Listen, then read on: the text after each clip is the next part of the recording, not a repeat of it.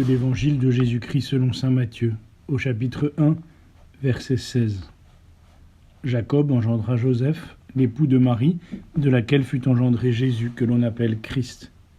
Or, voici comment fut engendré Jésus-Christ. Marie, sa mère, avait été accordée en mariage à Joseph. Avant qu'ils aient habité ensemble, elle fut enceinte par l'action de l'Esprit Saint. Joseph, son époux, qui était un homme juste et ne voulait pas la dénoncer publiquement, décida de la renvoyer en secret. Comme il avait formé ce projet, voici que l'ange du Seigneur lui apparut en songe et lui dit « Joseph, fils de David, ne crains pas de prendre chez toi Marie ton épouse, puisque l'enfant qui est engendré en elle vient de l'Esprit Saint.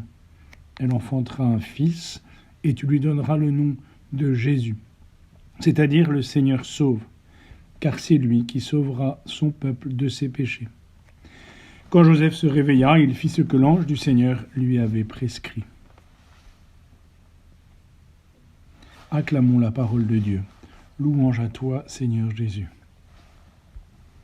Quelle joie de commencer notre semaine missionnaire à Saint-Louis-en-l'Île avec Saint Joseph en cette année qui lui est particulièrement consacrée. Chaque jour jusqu'au dimanche des Rameaux, jusqu'au 28 mars, nous voulons nous mettre davantage à l'écoute de la parole de Dieu donnée par la liturgie de l'Église que vous recevrez chaque jour et y trouver lumière et force pour notre mission de baptiser, spécialement de disciples missionnaires pendant cette semaine. Je me souviens qu'il y a une douzaine d'années, en jeune prêtre, accompagnant un de mes premiers pèlerinages en Terre Sainte, à Nazareth, une femme qui faisait le pèlerinage, déjà assez avancée en âge, a eu le visage comme illuminé et est venue me dire « Mais j'ai toujours pensé que Joseph était un prince consort, me dit-elle, un personnage secondaire, un père de remplacement, de substitution pour Jésus. » Et d'ailleurs, elle me l'avait écrit par une belle lettre quelques semaines après le retour du pèlerinage. Si notre temps redécouvre Saint Joseph, c'est parce que nous voulons être comme lui, un homme juste. Joseph était un homme juste, c'est-à-dire ajusté à Dieu, c'est-à-dire vivant de la justice de Dieu. Joseph n'est pas juste parce qu'il soupçonnerait Marie de l'avoir trompé pendant ce temps de mariage où ils ne vivaient pas encore ensemble. C'était la coutume chez les Juifs déjà bien engagés dans le mariage. Joseph et Marie devaient attendre 2 ans avant d'habiter ensemble.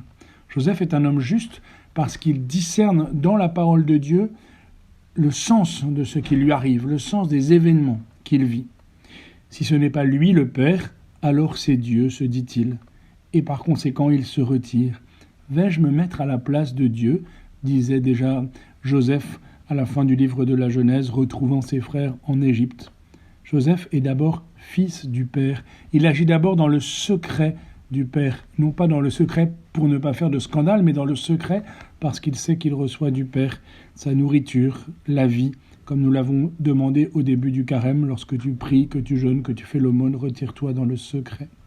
Et Dieu alors intervient en songe, comme il le fait souvent, pour montrer que cela dépend de Joseph et qu'en même temps ça le dépasse, par un ange, comme pour avertir Joseph de fuir en Égypte. Ne crains pas de prendre chez toi Marie ton épouse. N'ayez pas peur, n'ayons pas peur de recevoir de Joseph ce courage créatif dont parle le pape François dans la belle lettre qu'il a consacrée à Saint Joseph pour cette année. Patrice Cordet, ne crains pas, puisque l'enfant qui est engendré en elle vient de l'Esprit Saint. Certes, tu as raison Joseph, l'enfant qui est en elle, qui est en Marie, vient de l'Esprit Saint. Tu l'as bien pressenti, tu l'as bien reconnu, tu as cru. Mais c'est toi, fils du Père, qui devient le Père de cet enfant. Tu lui donneras son nom, et pas n'importe quel nom, le nom de Jésus, Dieu sauve, car il sauvera son peuple de ses péchés. Joseph est bien le vrai Père de Jésus, c'est ce que nous dit encore le pape. Il est même pour Jésus le visage du Père des cieux, visage plein de tendresse.